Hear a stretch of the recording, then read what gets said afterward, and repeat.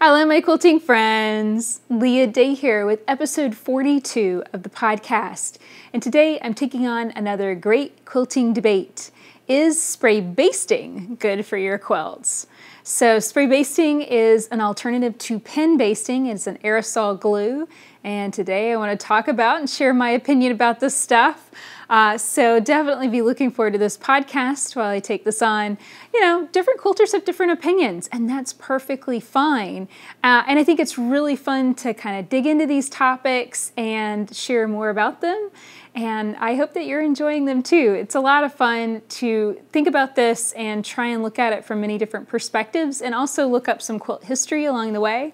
So it's been fun for me to make these episodes too. So now for the updates about what's going on around the house. I have been working on my Express Your Love embroidery. So just in case you are listening to the audio and you can't see the video, the picture of what I'm holding up, basically this is a very dense embroidery of a goddess quilt made miniature, and she was stitched out with beads and embroidery floss, and now I have added a black border around her and quilted it. It's nice and densely quilted on foam. I actually mounted this onto a foam batting, and I really like it. It has really nice structure now. It feels nice and stable. And I think it's going to hang really beautifully on the wall. So right now what I'm doing is I am stitching on the hanging sleeve. So I have to stitch this on by hand, and then I'll stitch all the way around it for the tag. Sorry, not the tag. I actually embroidered the tag directly onto the back. What I need to do, the hand stitching all the way around, is to stitch the binding in place so it is nicely bound and finished and ready to hang on my wall. And I gotta say, I am really looking forward to being done with this project. I'm kind of ready. I'm in that ready to move on stage. So maybe if I can buckle down and put myself in jail, then I can get this done today. That's what I call it whenever I'm just in that state of just wanting to be finished with the project, and I kind of say, okay, I'm not going to get up off the couch unless I'm about to pop. Unless I just really have to go to the bathroom. I'm not going to get up off the couch to do anything else except for hand stitch this thing down. So maybe I'll put myself in jail today and make sure that this gets done. So Susie St. James always listens and watches the videos, and she asked to see what I'm going to be working on next after I finish this little piece. And so I grabbed another thing that I'm going to be working on, and this is a little needle point. It is a gingerbread house and cross-stitch needle point, and it was a painted canvas that I picked up at the Needling Canvas in Spartanburg, South Carolina. Oh gosh, in 2013. So another really long-term old UFO that needs to get finished. So that is what I've already actually been working on that one because I hadn't had the binding stitched onto this little embroidery, the Express Your Love embroidery. So I just recently got the binding stitched on, the hanging sleeve stitched on, so now I can return to Express Your Love, get this finished, and it's off my plate. And that feels really good. You know, it's one of those things, we have these projects that just seem to lay around and lay around and lay around.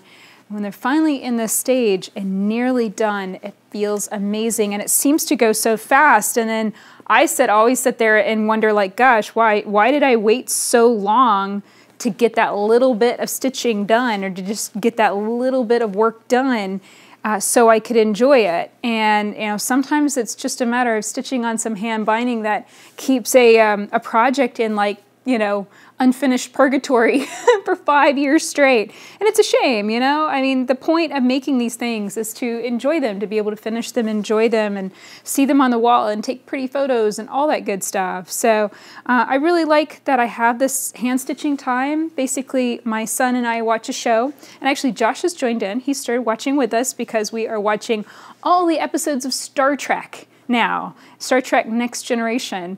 And so we started season 1 this week, and I gotta say, it is extremely campy. It's far more like fantasy than science fiction.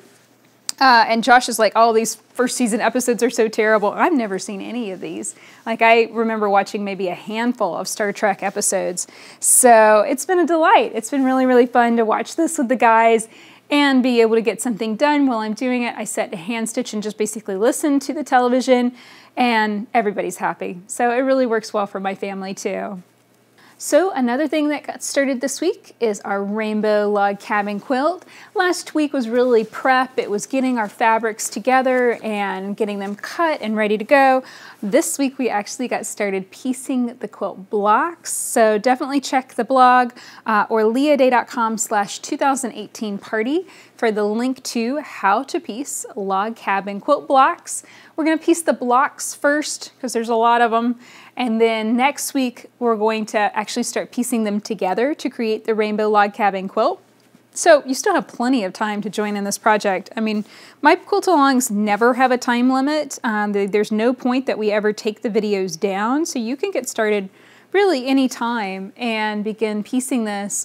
And we are going to be piecing and quilting the rainbow log cabin all in one big piece. So I will be sharing all my tips and tricks for getting a quilt, a big quilt on a home sewing machine. So definitely be looking forward to those videos. We'll probably have the quilt ready for quilting by the end of January. So you still have lots of time to join in if you want to. We also started Marvelous Mosaic last Friday.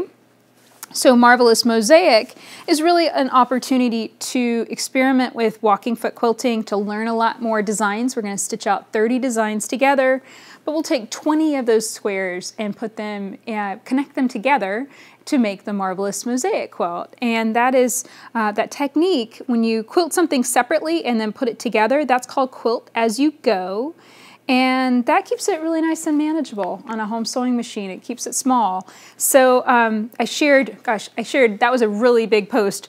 It was how to baste the blocks and get them ready to go, and have all of, like a whole nice stack of blocks, so you could just grab one and stitch it out every week with me. So there's a video on that. There's also the video on walking foot quilting basics, which also includes instructions on how to quilt straight lines. And then I also included a video on how to hide your thread tails. So how to secure those thread tails in the middle of your layer of your quilt. You know, it's funny, it's one of those things, there was a time, and this was when I first started teaching online, that I thought if I taught something one time, then it was taught, and I didn't need to teach it again. And I gotta say, like, I have taught how to hide your thread tails. I think I've maybe made 5 different videos on that now, and it always feels like I need to make another one. This particular one, I just decided to link up an older video from last year, how to hide your thread tails, and you know, it's one of those things. I don't think that we could ever teach the stuff enough. When you find what works and you have the methods that you want to share, it definitely bears teaching, and then it definitely bears updating, you know, continually updating that and sharing maybe new ideas and new insights to it. So I definitely hope that you'll check out these videos and learn more, whether it's about piecing a log cabin or about walking foot style quilting. Whichever one that you're interested in, definitely come and check out all of the videos, and you can find them linked up at leahday.com/2018 party. And also remember that the only thing that you need to join in the quilt along is a copy of my new book, and that's Explore Walking Foot Quilting with Leah Day. So you can find that at leahday.com/walkingfoot. So that was the post that I shared this past week, 2 posts. I have been trying to get back on the long arm to share new posts on that, and a lot of people have been asking about it, and it's just been really busy. Kicking off a new quilt along is a big deal, and that's really been keeping me very occupied answering questions, trying to be very active on our Facebook groups, and then I've also been shooting a new workshop. So I have been so excited to be working on this workshop all about basting. It was one of those things I just realized I had so many questions that I receive on a weekly basis about batting choices, about basting itself, and it really deserved being dug into in depth. And I really enjoyed that. I had a lot more to say about basting than I thought, and these videos came out pretty long. I was really surprised. And so it's 10 videos all about quilt basting, and I share how to baste a small quilt, how to baste a big quilt, how to baste by machine, and I even include a video on my long arm. So quite a lot to learn and definitely help you out with machine basting. So if you're interested in this new quilting workshop, come and check it out at leahday.com/baste. And it kind of goes with our theme for this great quilting debate today about spray basting. So I guess I have basting on the brain this week. So I hope that you'll come and check that out.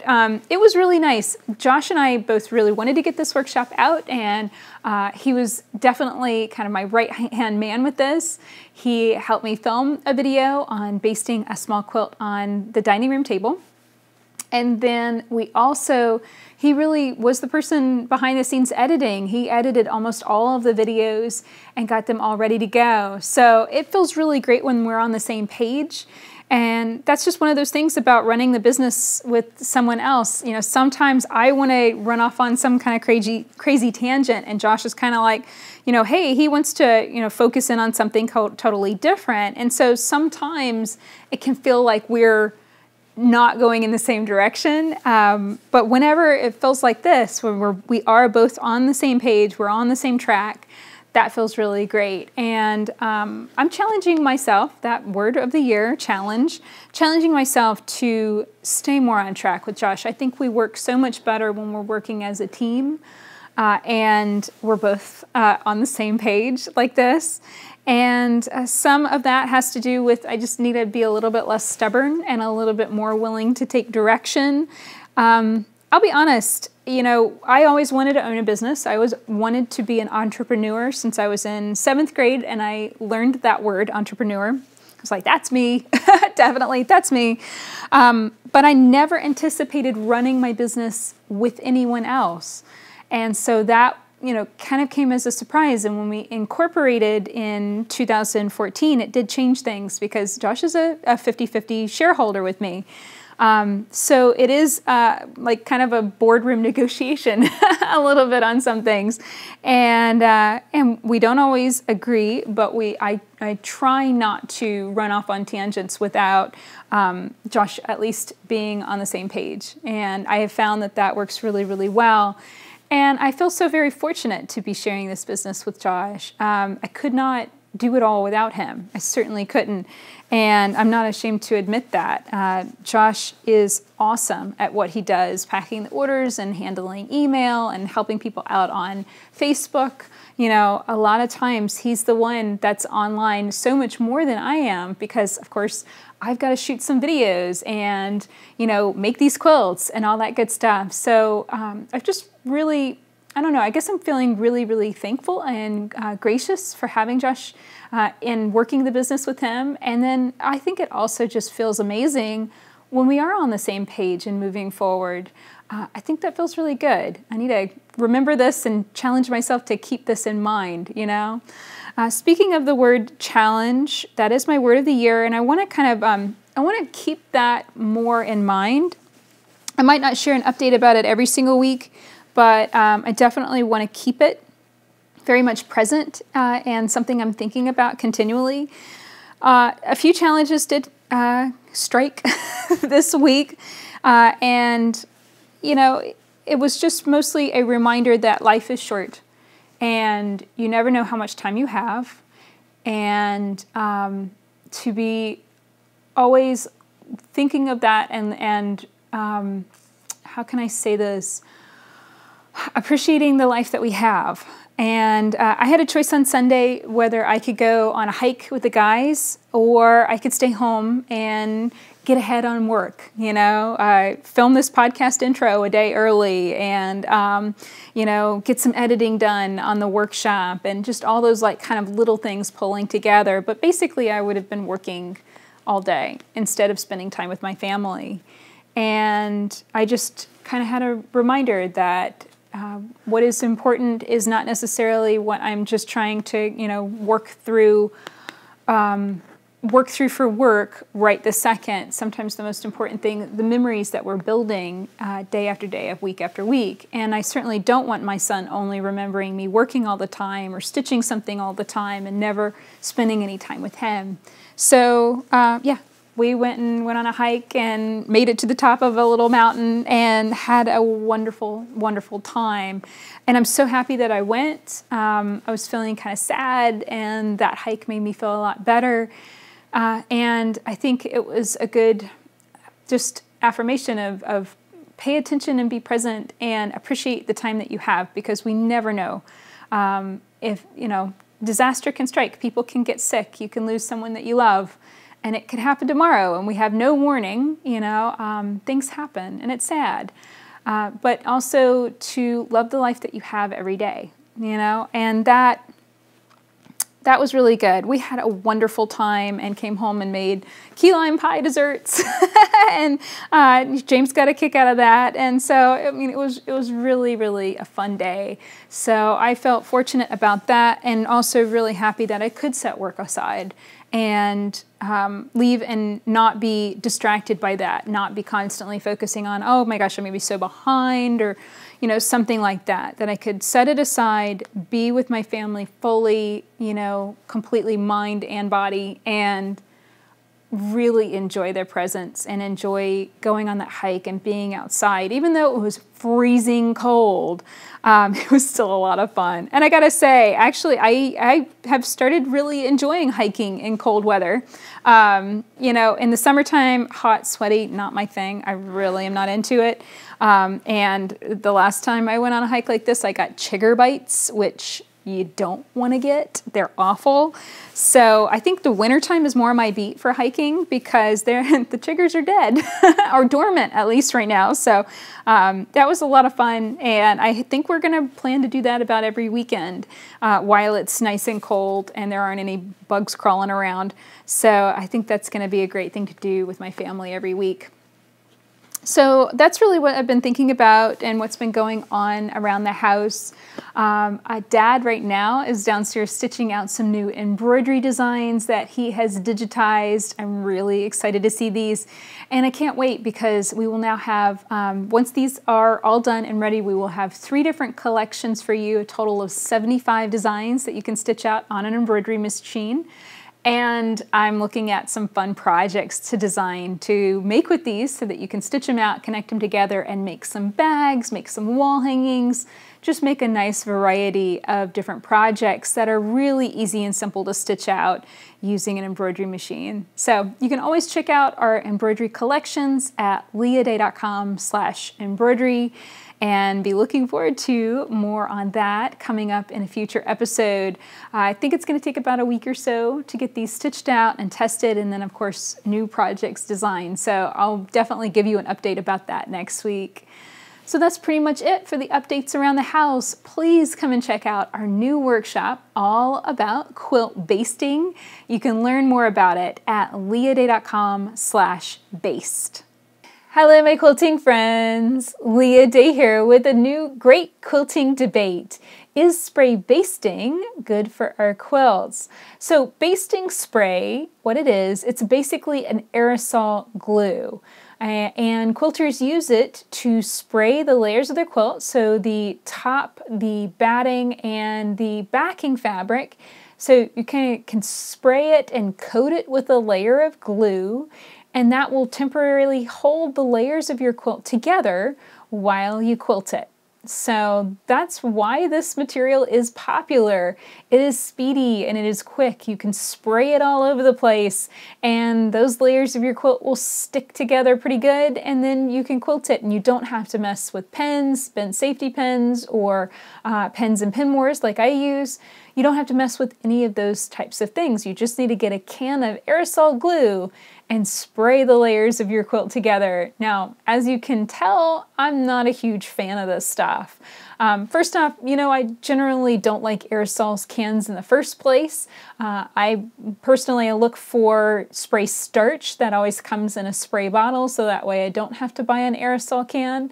And it generally does, from what I can see, takes about a can to 2 cans, depending on how big your quilt is, to spray base the layers and get them secured together. So this is going to be something that you're going to be running through quite a bit of it, and if you are also making lots of quilt tops. So there is that one factor. You know, it is using aerosol cans, not the best for the environment, and that's really what's coming into my #1 main reason that I don't use it, is I don't think it's very good to use this in our houses, in our homes. Josh is asthmatic and has trouble breathing whenever I spray anything that's really strong smelling or really makes the house dusty or musty. So I generally avoid doing anything like that. I very rarely paint in the house because it really affects his asthma and makes it difficult for him to breathe. So for those reasons, I have never really leaned towards using spray basting. And so that's kind of the main reason why I don't have a ton of experience with it. I've used it maybe 3 times just as experimenting, just kind of, okay, let's give this a try, you know, sprayed it on some fabric, tried to stick the layers together, and then I went to quilt that quilt that had been spray basted together, and the layers shifted. I really, you know, and I can absolutely concede, maybe I didn't use the stuff right. Maybe I didn't coat it thick enough. I mean, I didn't know what I was doing. I read the bottle and I tried it out. And that trial didn't go all that well. The layers of the quilt shifted, they moved and wiggled around, and it just ended up being a real sticky mess. And I hate sticky. I gotta say, that's the next thing. I cannot stand it when my hands get sticky. I can't stand it when my gloves get sticky, and I use gloves when I'm quilting. Any time that the floor is sticky, Josh can tell you, it makes me crazy. Like Leah goes crazy pants. You know, so sticky is not something that I'm into. So smelly and sticky, 2 reasons not to use spray basting. And that is the thing you've got to keep in mind is that, you know, you're spraying your quilt, you're spraying the layers of your quilt, but you are putting glue into the air. Not all of it is going straight down on the quilt, onto those things that you want to be spraying. So looking out for overspray, that's, you know, basically all the glue that's going up in the air that's going to eventually come down. Watch your area more than anything else because all that glue going into the air is going to come down, and it's going to come down on your surfaces, on your tables. It could come down onto your machine. So just recently, 2 different people, totally separate different people on my Facebook group commented about their machines having issues. They took them in to be repaired and they were basically ruined. And they had been using basting spray near the machine, and the repairman said, look, that's probably what happened. You know, things are kind of glued up and stuck together, and you know, this is not really working anymore, and the machine wasn't running well anymore. And that's what the repairman said in both situations, is you were using basting spray too close to your machine. So this is something you might never have heard about. I do want to bring it to your attention. If you are spraying this stuff in your house, please do it in a different room from your sewing machines. Please make sure that it's in a space that is separate from anything that you care about that, you know, could get potentially ruined by airborne glue. And that's really leads me into my second piece of advice, and that is do this outside.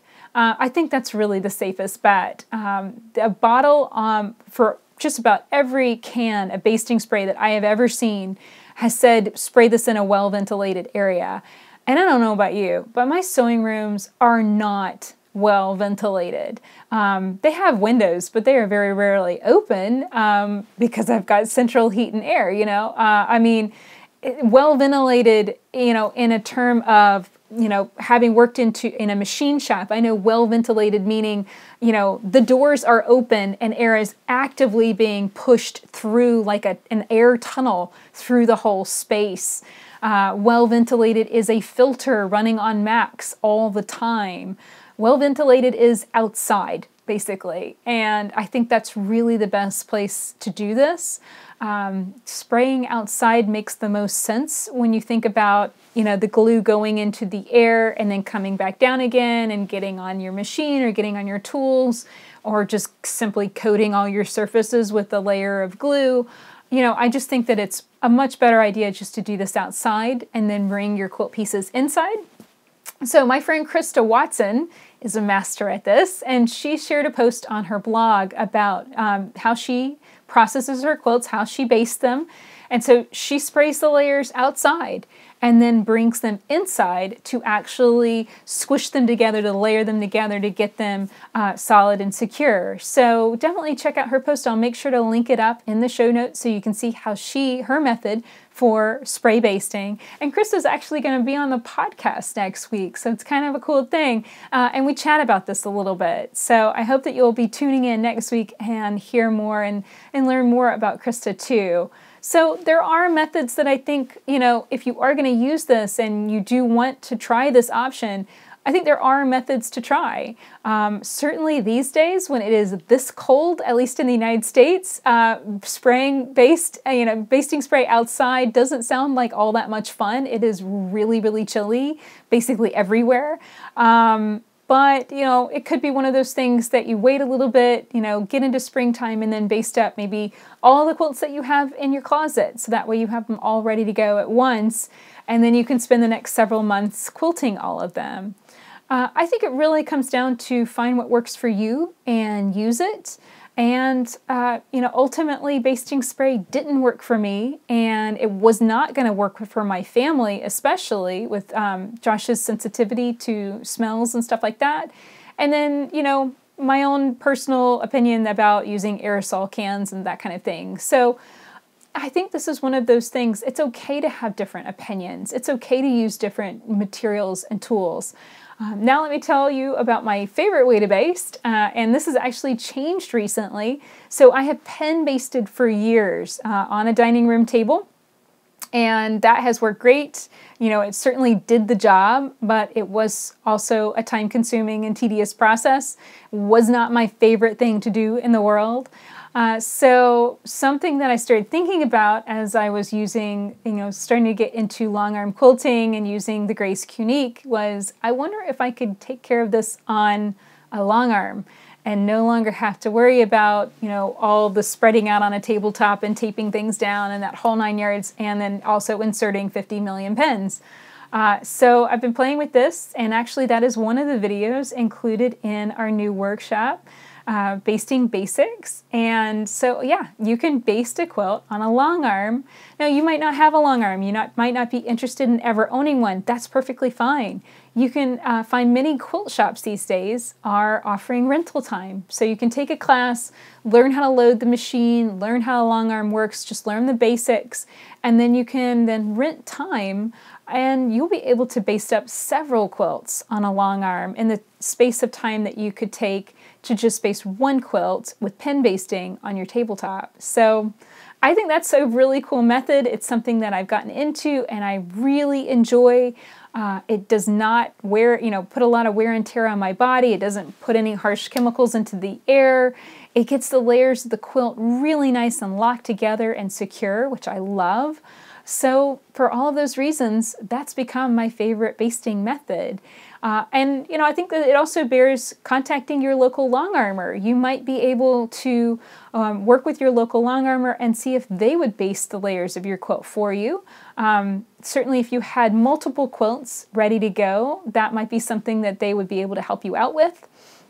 If you know nothing about a long arm and you have no interest in it at all, that might be another option for you.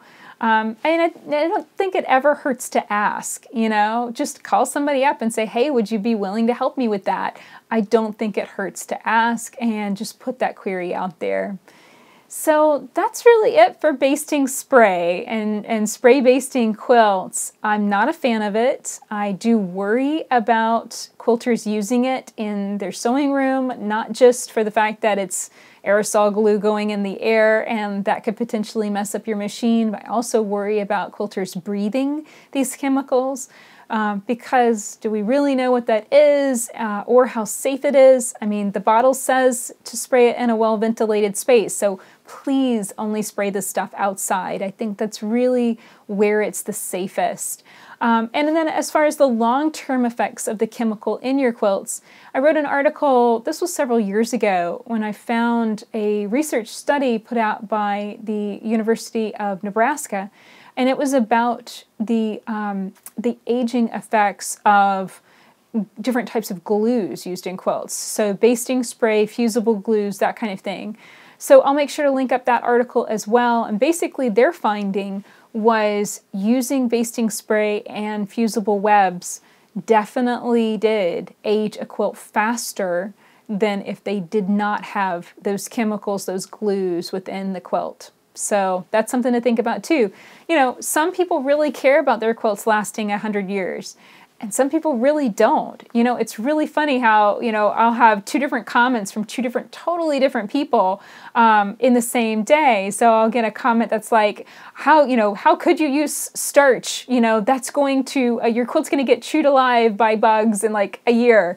You know, you can watch the other episode where we debate using starch. So definitely listen to that.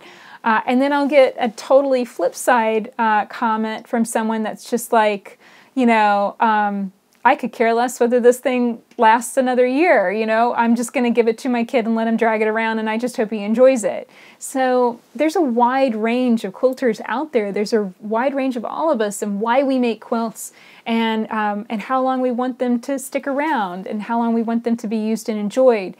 So keep that in mind too. Whenever you're making your quilts, if it's going to be something that you want to be an heirloom, to last the test of time, to, you know, to never,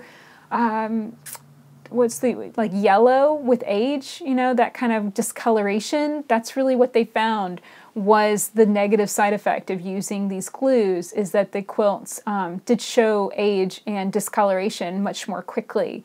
So that's something to think about, you know, but it's one of those things that I think ultimately it comes down to how you make quilts and what works for you. So if you're interested in using spray basting, check out Krista's article that I'm going to link up in the show notes. If you are completely content with your basting method, that's great too.